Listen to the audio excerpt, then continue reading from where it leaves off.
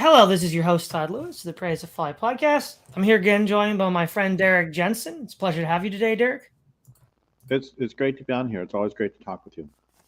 Well, thank you. So, from the thumbnail for today's show is a scene from the 1953 French film Wages of Fear, where one of the basic premise is that an oil main breaks and they need teams to deliver nitroglycerin to blow it shut. And one of the guys that you see there drowning in the oil is part of the tragic ending of the film.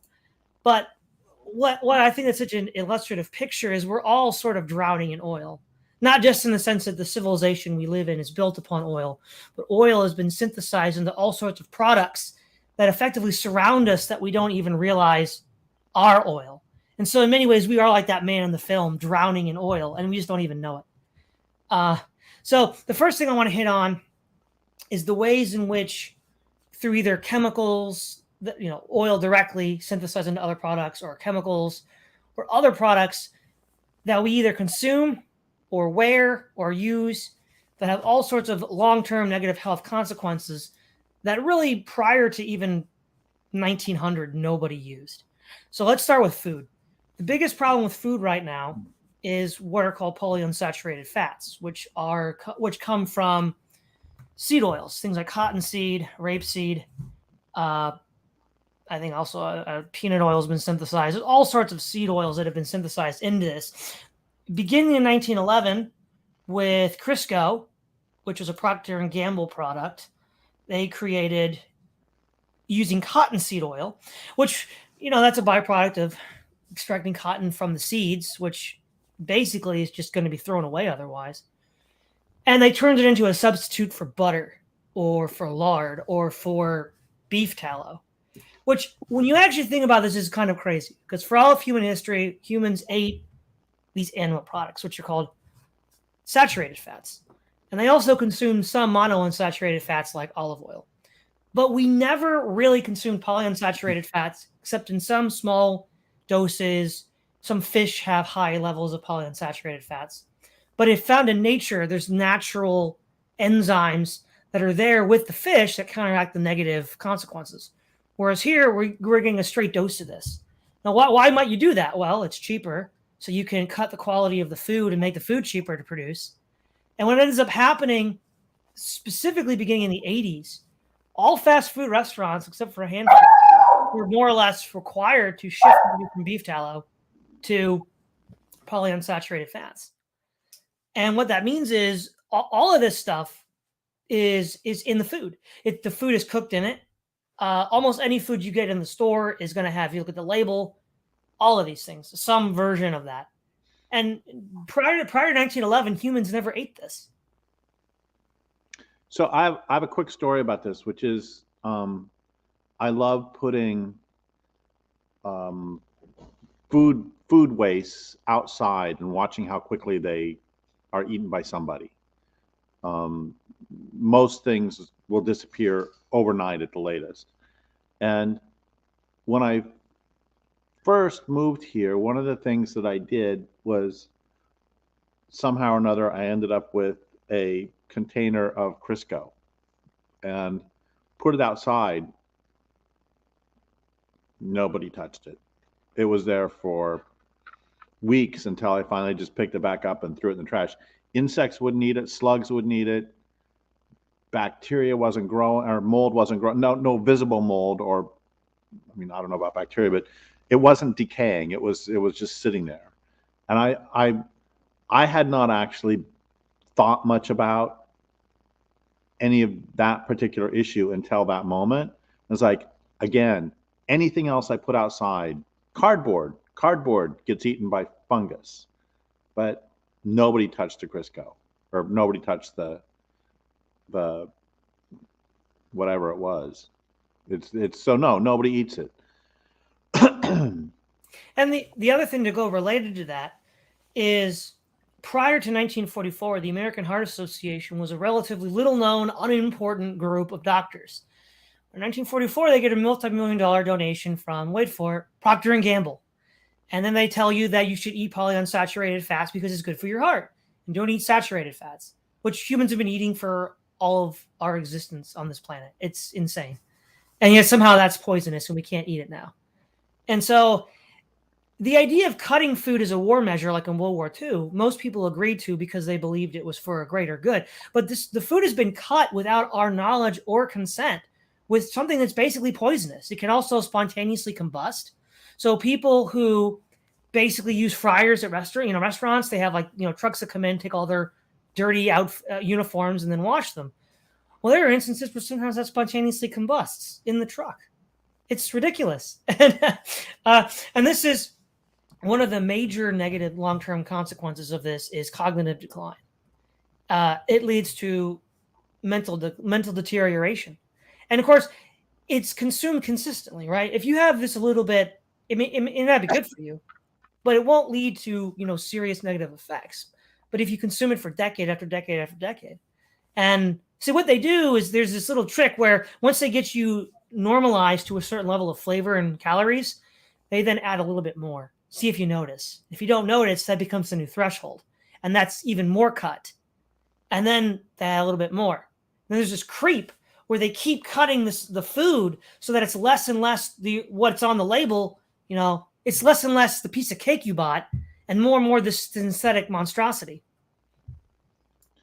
Well, I'm sure you would know the numbers better than I do on this, and I'm not going to blame that for all of this, but there are any number of studies showing significant cognitive decline population-wise over the past many decades. And I think it's multi-causal, but it's pretty evident in a lot of ways. I think. Go ahead. Just to point out, though, why food is so important, because one, is the basis on which we build our bodies. We eat food, and that food gets turned into bone and muscle and skin. But also, it just shows you that they can, without really us being aware of it, completely alter what we eat.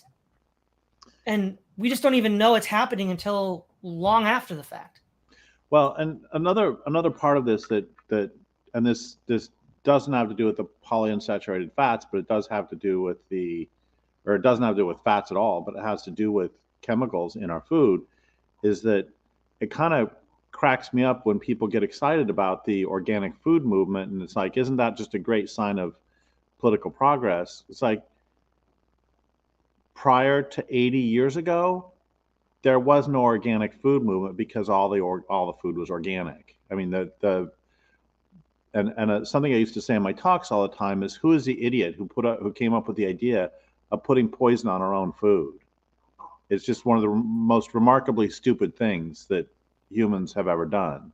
Well, the reason why they did it was they wanted to have things have a shelf life, because in the past we grew food locally and ate it locally, so there was no shelf life. Unless you canned it, certain foods were canned or salted. But in order to have shelf life on a grocery store, you have to put these poisons on it so bacteria won't eat it. Lewis Mumford made the point that even the workers on making the pyramids had access to fresh bread every day. And that, again, has certainly changed. And I don't know if we're ready to go here yet, but I think it's important, the point you just made about how the point of preservatives is to keep them from being consumed by someone.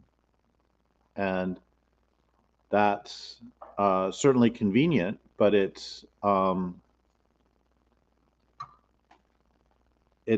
not particularly.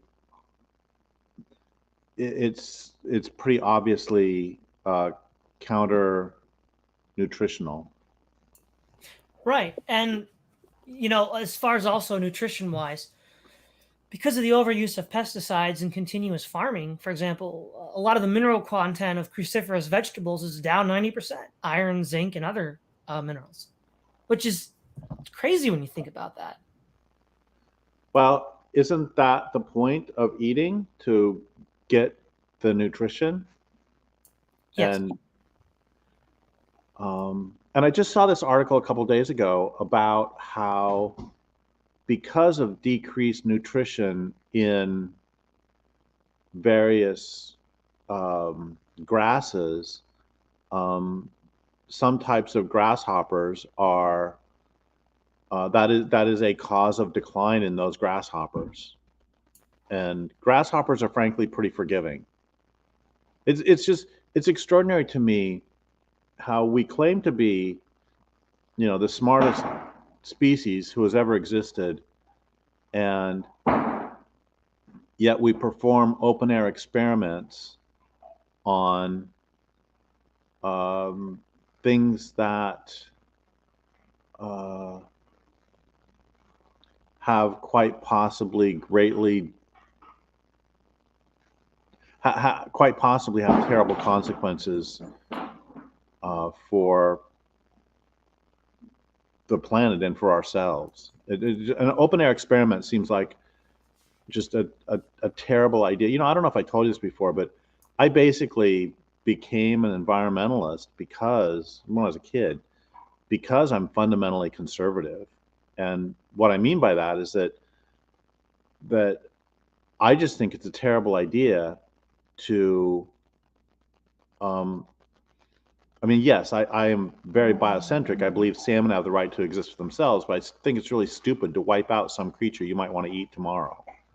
And I think it's really stupid to bathe the entire world in endocrine disruptors. Yeah. Well, I've hinted at this before. I think actually the real problem is that there is a let's try to be as precise as possible here. A extra dimensional super intelligence which is malevolent and evil, which is standing behind all this, which in the Christian tradition is often called Satan. I wrote an entire book exploring that question. My book called Dreams. And I don't know. I don't know if I believe it or not. I am. I think that on one hand, it is possible for human stupidity and greed to account for a lot of things, but there are. But this goes beyond that. I mean, you have people in the New York Times blithely talking about possible human extinction within the next 100 years because of everything we're doing to the planet. And then, but the key word there is blithely. And I don't understand. And you have people talking about the murder of the planet. They'll say, oh, it's not the murder of the planet. It's okay. The planet will survive. I mean, there'll be some bacteria somewhere who will be okay. And when somebody says that to me, I always respond, can I borrow a knife? And then I grab a knife and then I take I say, can I have your hand? They say, no, of course not. I say, why? I wasn't going to kill you. I was just going to cut off your fingers. I was just going to then cut off your hand. I was just going to flay you alive. And even when your heart stops beating, you won't be dead. There'll be some bacteria in there somewhere. And my point is that our response to there's a few things. One is our response to this whole crisis is just so incommensurate with the actual crisis that it makes me wonder if there is, simple insanity does not account for the horrors. I mean, maybe it accounts for the horrors that we're seeing, but it seems extraordinary. And then another part of this, and I know we're traveling far away from plastic and bisphenol A here, but another thing that that I explored in that book was, well, two things I explored in that book that have to do with this is one is that there are certain parasites who can control the behavior of other creatures. And one example is rabies, that rabies causes the creature to want to bite someone else because that's how the rabies is propagated. And it's like, who's in charge at that moment? And another one I think is really interesting is, I don't remember the name of the parasite, but there's a certain parasite that goes from fish to seabirds to, I don't know, clams or something, some sort of mollusk, and then back to fish. And it doesn't really affect the behavior of any of them except the fish. And the fish, the way it affects their behavior is it causes the fish to swim to the surface and flash their belly to the sky. And in doing so, that makes them targets for the seabirds. And those parasites are so important, they drive the entire estuary community. The birds would starve without them. And so it's possible for beings to control other beings' behavior. So the question of who's in charge sort of arises there. And then the other thing I thought about, and again, I recognize, and we can go back to plastic and bisphenol A anytime you want, but the other thing about this that really struck me was, I know sounds crazy, but there were a lot of attempts made on Hitler's life during World War II and before World War II, many of which failed for just the most absurd reasons, like it being unseasonably foggy, or that the last moment the hand grenade fails to detonate, all sorts of just crazy stuff. And it just got me thinking, was there some sort of force that wanted and it would be a malevolent force. It's not like, a good force wanting Hitler to continue. But and I think about that with, Christopher Columbus was basically, the crew was about to mutiny because they didn't think they were going to arrive in the West. And he basically said, give me 2 more days or something. And on the second day, they saw the beach, moonlight reflecting off the beach. So had it been another 2 days journey, they might have turned back. I don't know.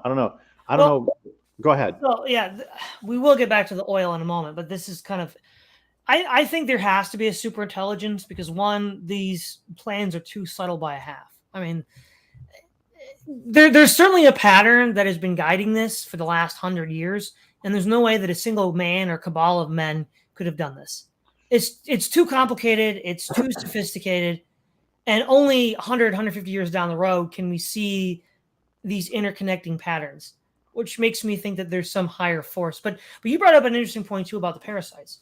Amongst primates, and this includes humans, there's the parasite toxoplasmosis, which, if it gets into a primate, makes it not afraid of big cats. And big cats will then eat it, like leopards, for example. Now, obviously, that's not really a danger for humans right now, but there's a lot of ways to be exposed to that, usually regards to animal waste, so like pets, cats, or even like cattle sometimes. That exposes you to that, and you act in strange ways. Now, obviously, there's no big cat controlling us trying to eat us, but there is a parasite that people can get that messes with the way they behave. Now, it's even worse than this, in that they've done studies, like large-scale studies, and they've found that a lot of sort of random, and let's back up a second. The reason Toxoplasmosis gondii has this effect specifically on, I don't know about primates, but on rats, is that it passes from rat to cat back to rat. And it passes through from the cat to the rat by the rat eating cat feces, and it passes back by the cat eating the rat. So that's why from the Toxoplasmosis gondii perspective, that it causes rats to be fearless. And the interesting thing is that they've done studies on this with humans, that it has all sorts of effects, like women who are infected with Toxoplasmosis gondii spend more, they do more shopping. Men who have Toxoplasmosis gondii get in more car wrecks. I mean, it's just those are not evolutionarily necessary changes, but they're what would the term be? Zoonotic. It's the term when the parasite's actually aiming at a different creature, but when we get it, it has all these strange effects. Right, and also we have large outbreaks of fungal infections like Candida in lots of people. So I think this is what I'm going to argue. Because modern civilization, most people are shut-ins. Even like in urban societies like ancient Rome or China, most work was done outdoors. You were in the sun doing something. You were getting fresh air. You weren't locked up in a cubicle, not seeing the light of day. And so we create this perfect environment for the growth of fungus, for the growth of parasites. We have unnatural food that we're consuming, and as well as all the negative consequences of oil with endocrine disruption. It creates this perfect state of suggestibility and controllability, such that some higher intellectual force could then utilize these highly suggestible, controllable people to do obviously self-destructive things.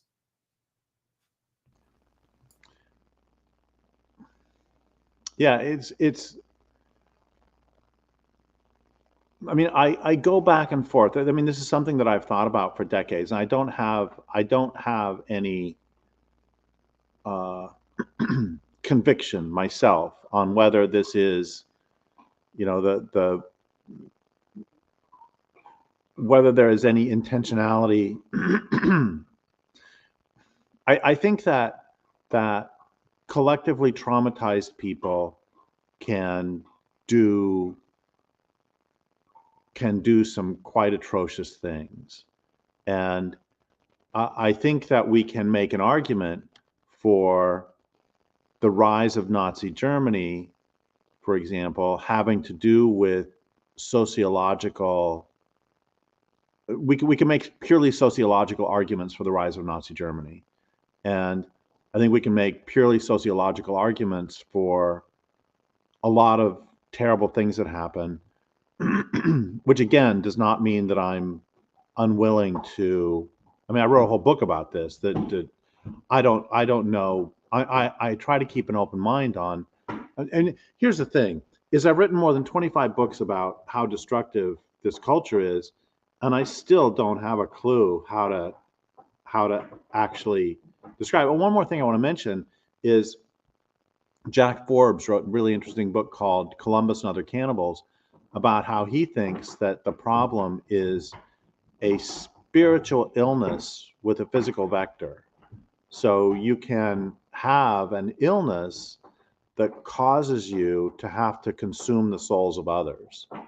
I mean, I don't think that it's, even if we make this on like a mythic level, I don't think it's really extraordinary that so many cultures have had the basic myth of the vampire, of consuming the soul of another, consuming the life force of another in order to maintain one's undead status. And one can look at that as something that's sort of really happening on some level. One can look at it also as, a metaphor for what certain people with certain, for what sociopaths do, for example, or what various types of narcissists do. And that's one of the beauties of living in a complex world, is that, I mean, there is so much that is incomprehensible to us. The world is more complex than we can ever think. Yeah. So now to go back to oil, the other thing that's directly related to food that makes it very problematic in consumption is pesticides, which is used all the time. And now, if I'm not mistaken, pesticides come in part directly from oil, right? Oil is turned into. Oh, absolutely. Yep. So could you go in briefly what goes into making pesticides and what their effects are on both the food we eat and the environment that it's sprayed on? I can go a little bit into it. If you were talking to Leah, she could do a much better job. But yeah, pesticides are made from the materials in oil or natural gas, or from the chemicals in those, and they're made in highly energy intensive processes. And then what they are is in many cases neurotoxins. And again, I don't know who thinks it's a good idea to be bathing the world in neurotoxins. I don't have a problem with the existence of neurotoxins. I mean, they exist in nature. That's what some snake bites are. And it's just like, I've written extensively about how much I don't like dams, but somebody made a really, really good point to me 20 years ago about how dams occur in nature all the time. Mudslides, volcanic eruptions leading to lava flows, and rivers get dammed all the time. The problem isn't a dam, and then the dam eventually gets eroded away. It's just what happens. It's part of the natural life of a river. The problem is when you have dams on every single river. And it's the same. There's not a problem with, with a snake developing a neurotoxin to kill a rat so that it can eat, or with, now I know that's the case, but now I'm making this up, or a plant developing a neurotoxin so that if a insect eats it, then the insect dies, so the insects learn not to eat it, and it protects the plant. Got no problem with the existence of neurotoxins. What I have a problem with is bathing the entire planet in them. That's just a terrible idea. Go ahead. You're going to say something? Well, I was just going to say, I love it that you made an analogy to poisonous snakes. And of course, Satan and Lucifer is portrayed as a serpent. And of course, this whole neurotoxin bathing the planet, your analogy immediately was to a snake. And I just thought that was interesting. Anyway, so then as I said earlier, another problem with this, even if you don't care about the insect apocalypse that's happening, and even if you don't care about neurotoxins getting into rivers, even if you don't care about what this does to everybody but humans, again, we're doing this to our own food. It's not like we're putting these neurotoxins on another planet. I don't understand. Yeah, and I've seen sort of right-wing or anti-environmental responses to this being, well, your danger from eating lettuce is more from E. coli than it is from the pesticides. But I would argue that they're both a result of mass culture. And in any case, one thing being bad for you does not mean it's okay for another thing to be bad for you. This always strikes me as a dishonest argument, because if you have somebody who's in the hospital and they have cancer, but then in addition they get a staph infection, you don't go, oh gosh, let's not worry about the cancer. It's you take care of both of them. And yeah. Go ahead. Well, no, yeah, exactly. And the other thing too is, of course, things like hair care, skincare products, cosmetics. All of these are synthesized from oil too, right? Yeah, and the containers they're in are too. I've never forgotten when I did the book What We Leave Behind. My co-author interviewed Eric McVeigh, interviewed Gerngrass, a scientist working on the effects of bisphenol A, BPA, that leaches out of plastics, and he said he keeps no plastic products in his home that can touch consumables. Like, he doesn't have plastic bottles for shampoo. He doesn't have plastic cups to drink from. He's very, very concerned about the effects of the plastic, of certain chemicals leaching out of the plastics into our bodies. And again, my problem isn't with the existence of it. My problem is with the ubiquity of it.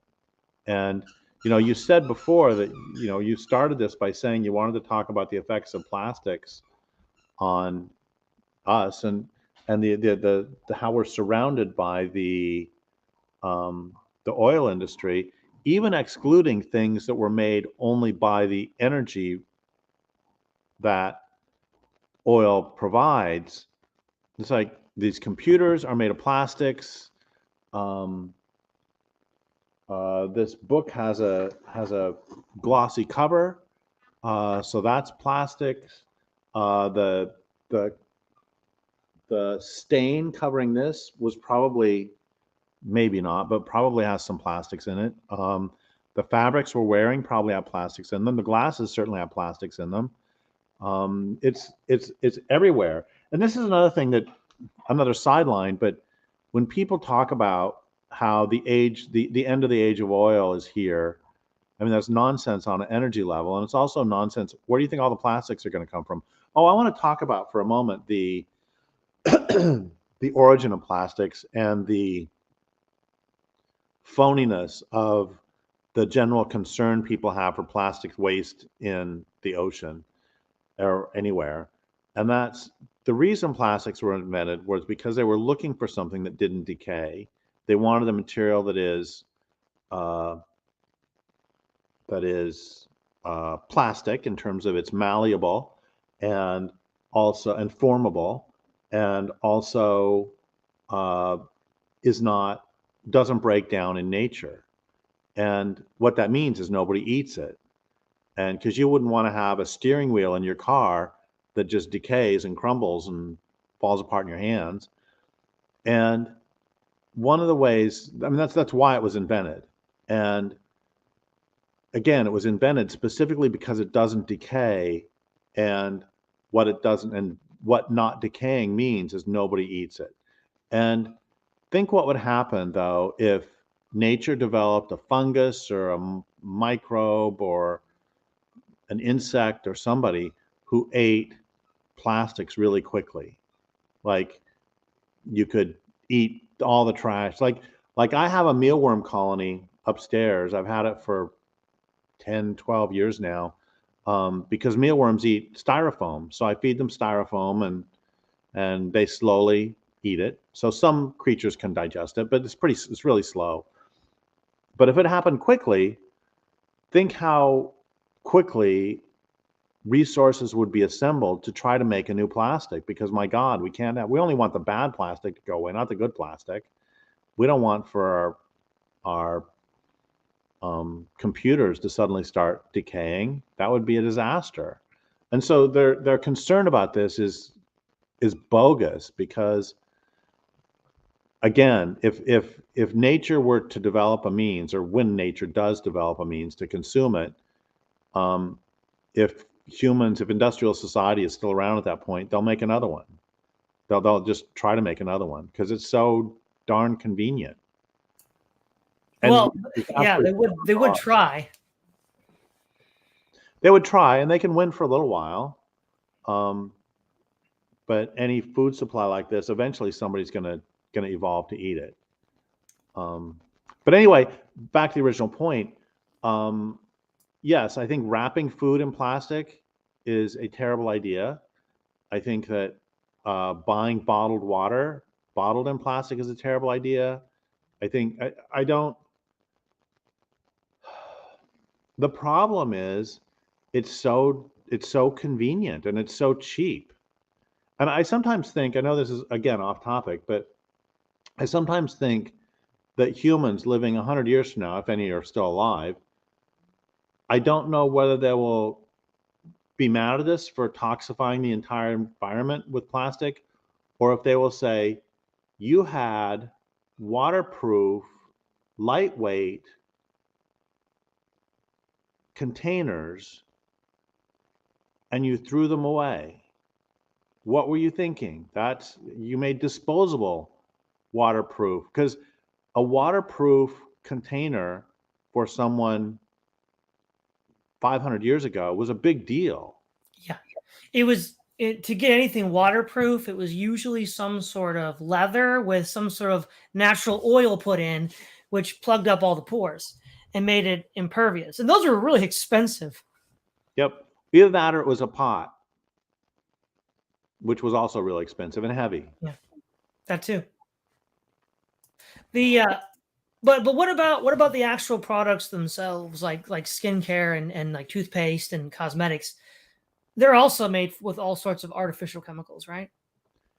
Yes, and I'm not uh, I'm not knowledgeable enough to be able to describe in great detail the the problems with them. Um, I can just point out the obvious thing that a lot of people know is that a lot of these uh, people have to watch out for skin reactions to various uh, various soaps, etc.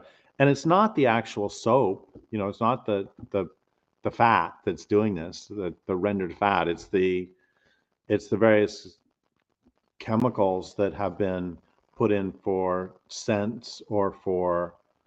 I interviewed years ago. I interviewed this guy who wrote a book about our skin, and he said that he never ever ever uses um, either scented. Well, he's dead now, but he never used scented soap or what's it called, antibacterial soap. It's like the bacteria on our skin are necessary. Yeah, you want to clean off so you don't stink and you don't rot, but you don't really want to mess with the entire biome of your skin. That we have entire, some people call them ecosystems, I call them natural communities on our skin everywhere that are absolutely necessary.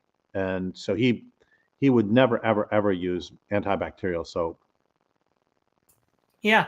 And then on top of all that, we wear oil, as you've already mentioned, but polyester, right? That's made from oil. It's a plastic, but so it's made from oil. So we put oil on our skins, we wear it. It's used to make the food that we eat, and I guess we eat the pesticides. So there's literally it doesn't feel like we're drowning in a tub of oil, but we really are. And I don't I don't want to blame oil for our actions, but I have thought a lot too when I'm trying to cast about for any reason we could be acting so incredibly crazy. People 500 years ago and 400 years ago and 100 years ago would talk about gold fever and how gold drove people to do absolutely crazy things. And oil does the same thing. And again, I don't want to blame oil for the actions of humans, but I feel like it makes us crazy. And I mean, back, what was it? No blood for oil. There was, that is just, the fact that that phrase can come up is horrifying in itself. But having said that, I mean, again, prior to the age of oil, about 80% of the humans in at least the non-indigenous world, I can't speak to the indigenous world, but about 80% of the people in Europe, Asia, settled parts of Africa, as it were, settled in quotes, North America, etc., were enslaved in one form or another, whether they were serfs, indentured servants, or chattel slaves. And one of the main ways that abolition could come about, insofar as it has, is because oil is incredibly energy dense. Because agriculture and mining, etc., are just absolutely back-breaking labor. And it's only because it became cheaper. It's not because people became nicer. It's because it became cheaper to have machines to do all this than to do it all with manual slavery. And it's a really difficult thing because we have become addicted to, William R. Catton wrote about, in Overshoot, he wrote about something called ghost slaves, which is every one of us today has, I don't remember the number when he wrote the book back in the 80s, but it was like 450 ghost slaves that we control. And that's basically, there's electric light above your head. I got an electric light on right here. And that takes a certain amount of energy. So you could have somebody pedaling a bicycle to make that energy. That's, I'd be a couple ghost slaves right there. and somebody else to deliver the food to your door. Or like I get this medicine, I get an infusion every couple months, and the infusion is about, I don't know, what, half a liter or something. And to get it, I drive 2.5 hours each way. And so I take what, 2,000, 3,000 pounds of metal, 120, 240 miles, so that I can get this much material. And I'm not complaining about the time or anything. My point is, in some ways, it's really inefficient. And we live in incredibly inefficient ways. Oh, I just read the other day, no, this was a few years ago, I read that some chickens are raised in the United States, killed, frozen, sent to China to be processed, and then come back. That's nuts. And we have, peaches from South America and grapes from South America. That's just absolute squandering of this energy. Sorry, I'm That's going. okay. One of the reasons why efficiency is so hard is if you have a system in which you have to constantly shift to ever more complex material conditions, it becomes impossible to be efficient because efficiency is predetermined on a level of stability that all the operating factors, and then you can run formulas to calculate efficiency. But if you're always moving to a higher level of energy consumption and a more advanced level of material existence, you just don't have the time to do that. You barely even know the effects of the technology you're using before it's rendered obsolete. Well, which takes us back to this whole question of open air experiments. I mean, the open air experiments are happening on an economic level too. I don't think we really talked about this. I talked about this some elsewhere, that it's the whole thing with COVID I found so fascinating in that I got interested in COVID about 10 days in, when at 10 days or 8 days or something after Wuhan shut down, a Hyundai factory in South Korea shut down because they couldn't get the parts. And I'm always really fascinated by the interdependence of the global economy, and just how it struck me as, I was just talking with a guy a couple days ago who works on basically peace in the Middle East and attempts to work with different governments to figure out ways around all sorts of conflicts. And one of the things he talked about was that South Korea is 70% dependent on oil from the Mideast, I believe. And I might have the numbers wrong. But we were talking about how extraordinary it is that people have made entire economies that are utterly dependent on supply chains that can be interdicted through any number of means. I mean, if let's say there was some sort of conflict between the United States and China, Korea is effectively cut off from its oil supply. And do you really want to base an entire economy on something that can be interdicted so easily? It just seems like a terrible idea. And along these lines, there's something I read in a history book many years ago that now I love to do sort of a gotcha question on people. So I'm going to ask you a question, and don't worry, whatever answer you give, it's going to be wrong. I'm just telling you up front. When did Japan lose the war with the United States in World War II? I'll just go ahead and tell you instead of making. Okay, when did it lose it? Before it started. Yeah. Because there was essentially zero chance the Japanese could win, given United States steel production and United States oil production. So the Japanese and the Japanese high command pretty much knew this, but they were in an impossible position because the United States was blockading oil imports. And it strikes me as no matter whether there's some sort of ultra intelligent force behind it, or whether it's, you know, the sort of folly that we don't want to praise. I don't. It just seems sad, remarkably sad, to be basing one's entire system, and sad and conflict making, to base one's entire system on such fragile bases. Yeah, I think the other related thing too is we haven't really talked about this, but almost all of these synthetic materials take a tremendous amount of energy to process.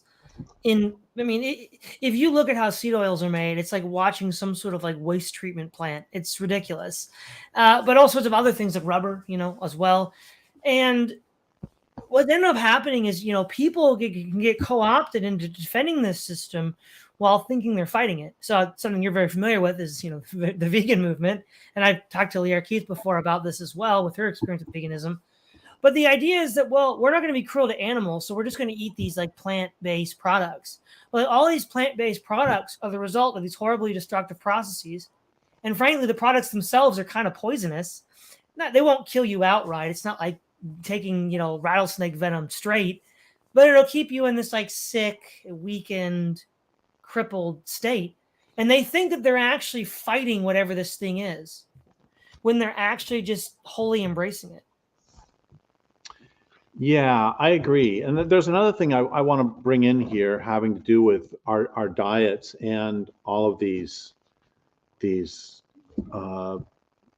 fake foods, is just how, and this is not acceptable to talk about these days, which I think is also crazy. Oops, you can't also say crazy these days either, even though, so I'll back up. And 10 years ago, we did an Earth at Risk, and we had one of the people there was Dick Manning. And he talked about one of the things that grains do is and he talked about the destructiveness of grain-based agriculture, the destructiveness of grain-based diets. It was a very good talk. And afterwards, pretty much the first question was and at one point during the talk, he said that one of the things grains have done from the beginning is make us fat and stupid.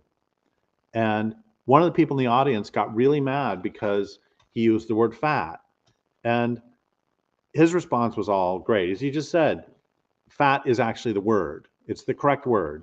It creates fat cells. And the person didn't complain about stupid, but they, may very well have. So the point I'm getting at here is that you look at all those pictures of people in 1907 in New York City, and they're all like this big around. And I like reading mysteries, and 5 or 6 or 7 years ago, I read all of the Nero Wolfe, the Rex Stout books. Nero Wolfe, fictional detective in the 1930s and 40s and 50s. And there are jokes made all through the books about how fat he is. Now he has to make a special chair, and all he ever does is eat. And it's just, that's, Hercule Poirot is a fussy Belgian, and Nero Wolfe is just extremely overweight. That's the hook.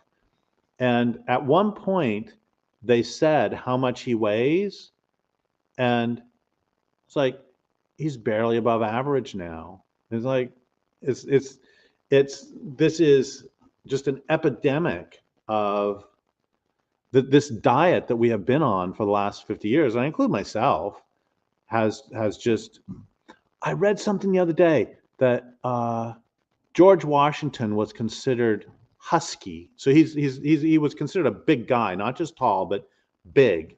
And I think he was 6'2" and weighed like 185. I was like, geez, dude, at this point, right now, 6'2", 185, and you're a beanpole. That's pretty good, right? Yeah. I'm 6 feet and I'm over 200. So I'm, if he's husky, then God knows what I am. Anyway, the point is that that's another thing that this diet has done to us, is just created an epidemic of obesity in addition to that and not going outside. That's another thing that horrifies me. Is I remember reading many years ago, that the average child these days, this is like 15 years ago, it's even worse now, I'm sure, spent like 7 to 8 minutes outside every day.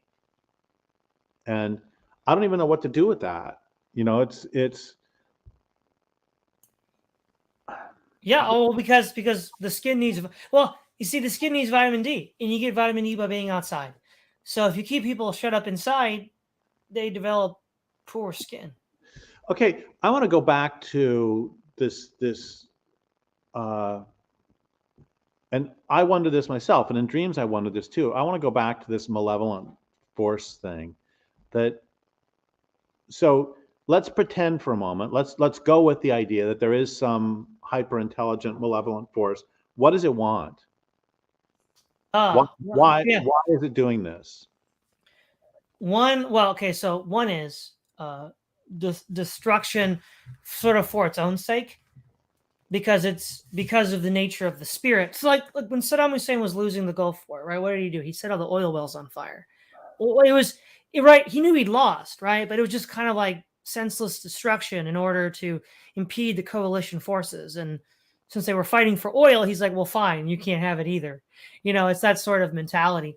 But also, I think that's a more negative position. But I think the positive, the substantive goal that this intelligence is after is the ego without limits. Because normally societies create boundaries. They punish people for antisocial behavior. They punish people for acting in ways that are vicious, immoral, cruel, whatever you want to call them. But now what we've done is we've created a society where nobody talks to each other. No one has physical contact with each other. They're simultaneously impotent in every possible sense, but also insatiable at the same time.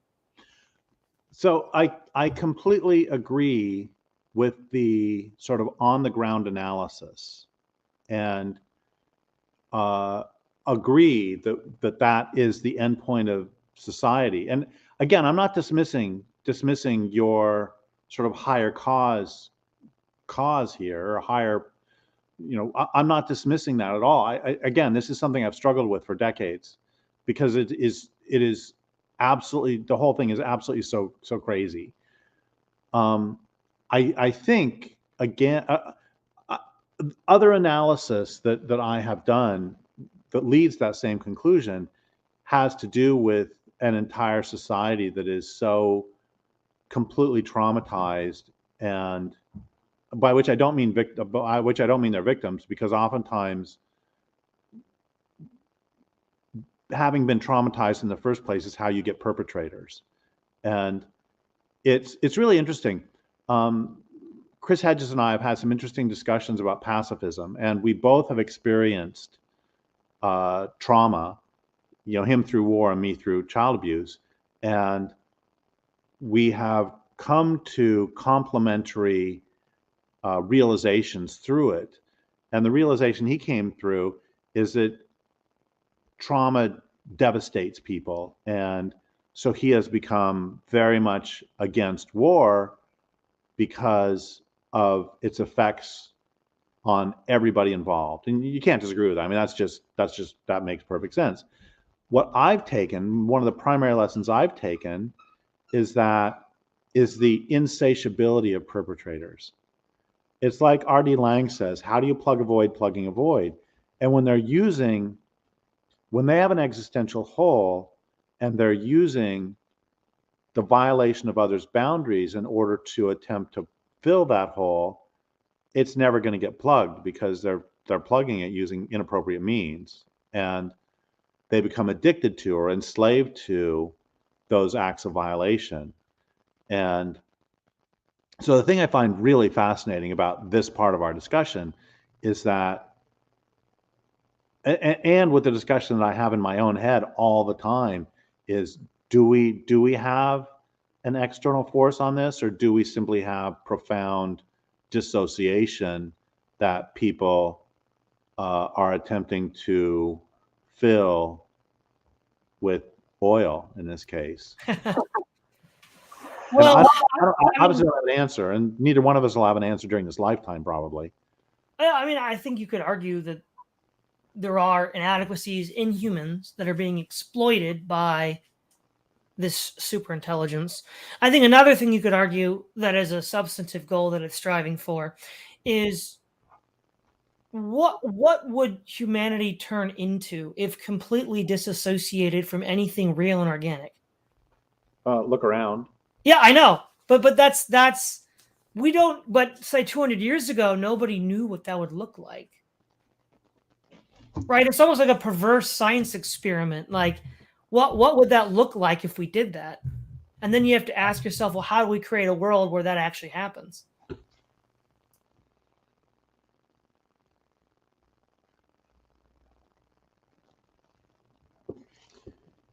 Yeah. You know, I wrote a book, Monsters, which is a collection of short stories, several years ago. And one of the stories I wanted to write, but I never got around to writing for that, was to have some beings who were immortal, and their immortality caused them to become really decadent and bored.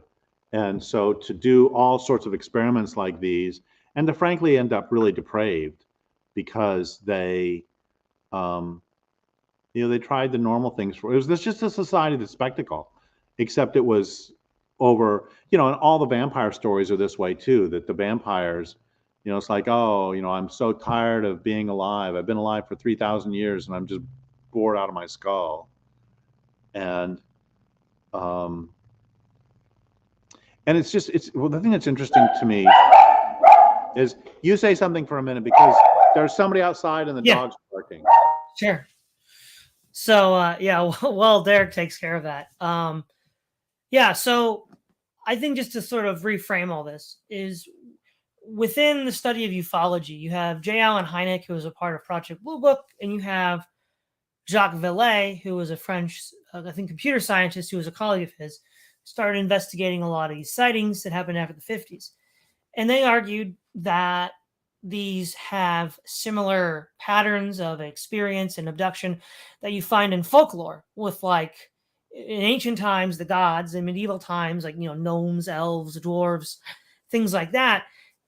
And they argue that all of these patterns are similar, indicating that whatever these entities are, they all relate to humans in culturally appropriate ways, such that the humans will react to them in the way that is intended. And they all seem to have a shared goal of pushing boundaries and transgressing norms. I think that's one way to look at it. I think another way to look at it would be that, and with apologies to both Jung and Joseph Campbell, would be that there are psychic conditions.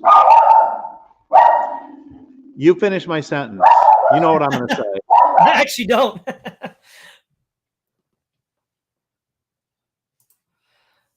But, well, guys, this is Derrick's the man who loves animals, and he's got a lot of them. Anyway, that Jung, I think that Jung and Campbell might argue that the reason that these stories exist over time is because they speak to some condition in the human psyche and some alienation that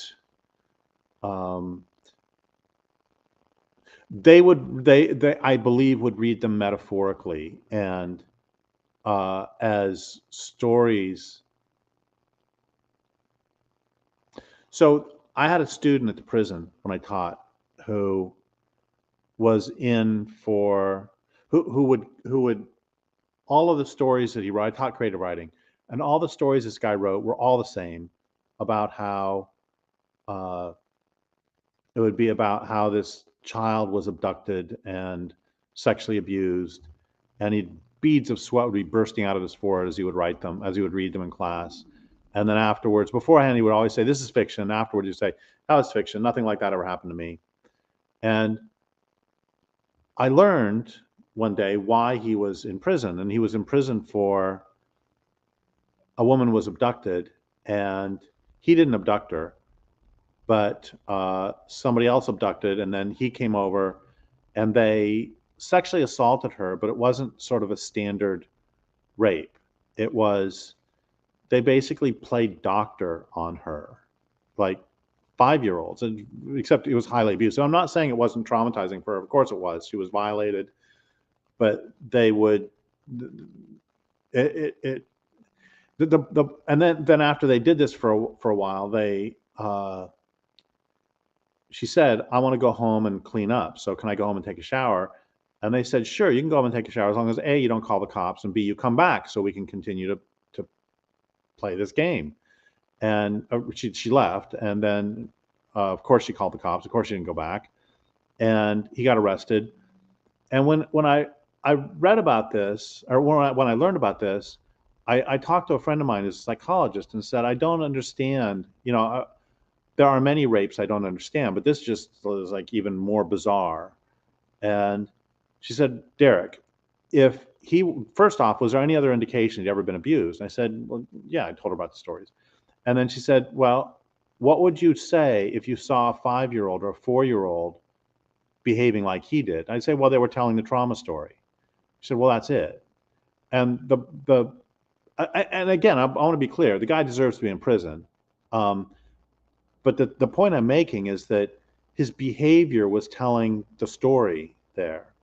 And I think that we can, I don't know what the message is, but I think we can also perceive the whole abduction genre as a, as some sort of social manifestation that doesn't necessarily have to be physically true. And Right. the reason I'm comfortable saying that Jung did that, I think Jung wrote about that with UFOs. I think he wrote about them being, I don't remember what he said, but I think he wrote something about them being,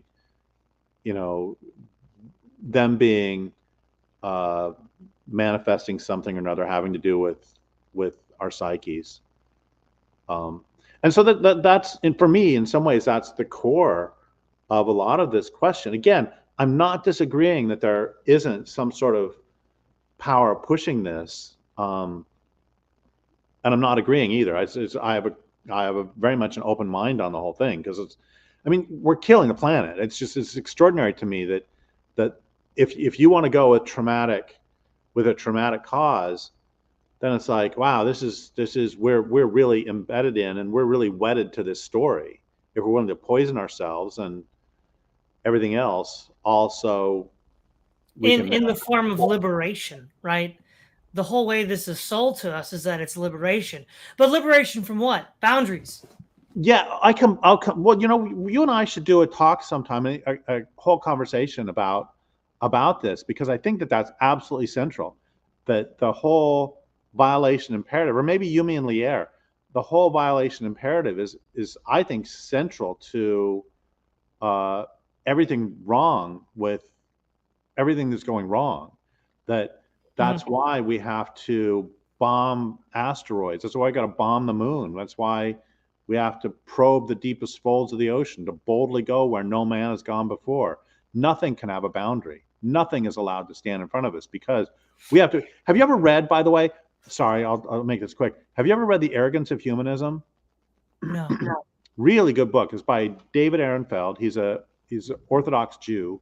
Orthodox, I don't know if that's the right word, but he's a practicing Jew, and that's important to the subject, because he's very religious, and he says that he recognizes some of the problems with monotheism. He's got those. It's all great, but then he says all we've done with the scientific revolution is basically substituted ourselves for God, and substituted science and technology for God. And we have a new religion and a new deity. And the difference is that the old deity wasn't us. Now we're the new deity, and we can have no threats to our, we are now a jealous God. We can have no boundaries whatsoever. We have to be able to do everything. And we get really, really mad if anybody attempts to stop us in any way. This is, by the way, this is one of the things that's gotten me in trouble, is that that's what queer theory is about. It's specifically about there can be no boundaries anywhere. Yeah. Well, and I think also, if we're going to talk about what's motivating the transgression of boundaries, I think one thing that's motivating it, again, if we're going to run with this theory that I'm articulating here, is so Hold in on, hold on. folklore. Someone keeps calling over and over and over. I got to get rid of it.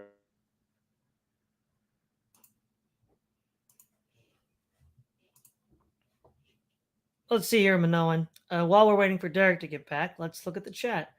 My existential hole should be filled with $10 million. Well, good luck on that one, Minoan. All right. Derrick is back. They hung up before I got there, but they've kept calling and calling. I'll get it next time. So, yeah, what I want to say is, in folklore, vampires cannot enter your house unless they're invited. And you've already brought up this vampiric quality.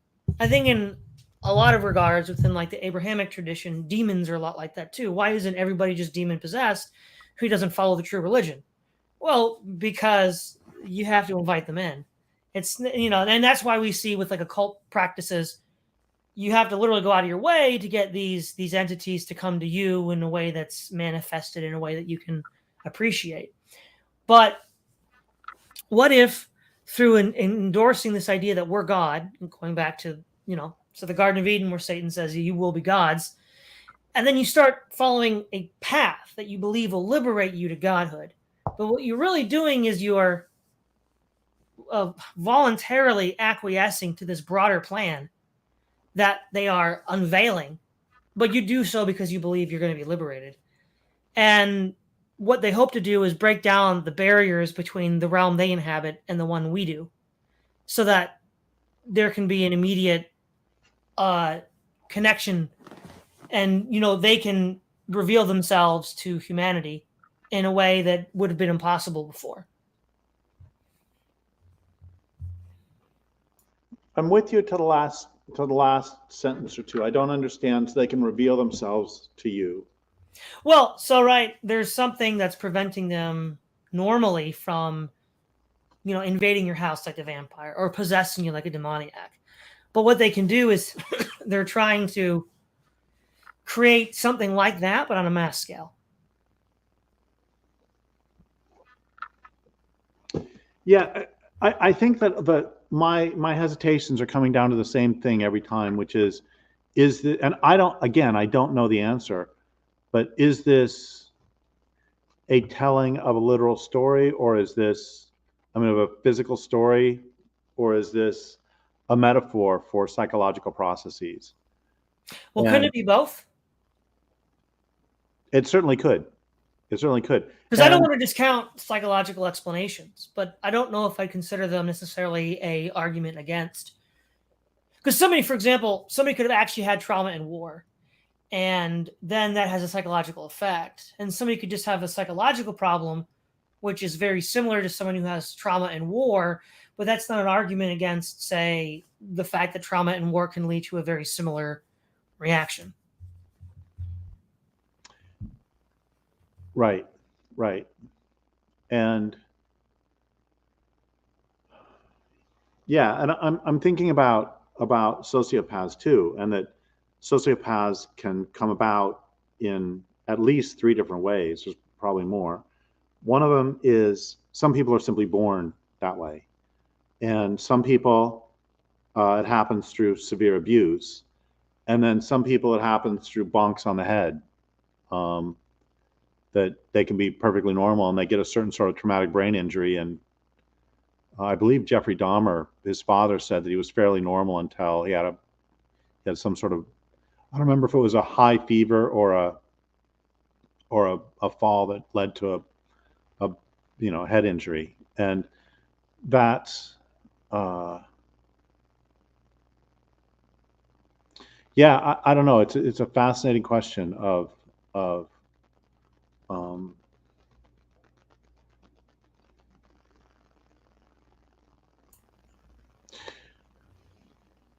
well, Derrick, we've been at this for a little over an hour, and I know you've got other things you need to be doing. So I just want to thank you for coming on. It was really a pleasure to have you on, and I think it was helpful to illustrate how much we're surrounded by the effects of these things, especially oil, even though it wouldn't be readily apparent.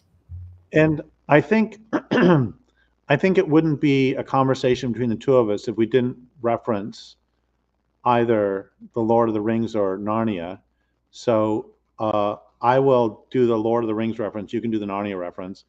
The Lord of the Rings reference is that I mean everything we've been talking about is also, I mean this is the One Ring. This is the Ring of Power, and that story is also about having no boundaries and about domination through, I mean, the violation of everything is what the One Ring is. And I know that if Tolkien were here, he would probably object to making this so obviously allegorical, but and I would object to it too, but I'm gonna do it anyway. That oil could be a pale version of the One Ring, and certainly power itself is. I mean, the One Ring is power in many ways. Well, for the Narnia reference, the Calormans are known for being excessively mercantile and acquisitive, and they're directed by the dark god Tash. And so, let's call the force behind all this Tash. I think another part of it is what you said about the demons only have to be invited in. Is Edmund's problems with the White Witch start with her inviting him in with the Turkish delight. And She doesn't. accepting the gift. She doesn't kidnap him. She offers him a gift. Yeah, well, all right. Well, thank you for coming on, Derrick. Oh, thanks for having me. And it's always a joy to talk with you. All right, everybody. This is Todd Lewis, the Praise of Fly podcast, signing off.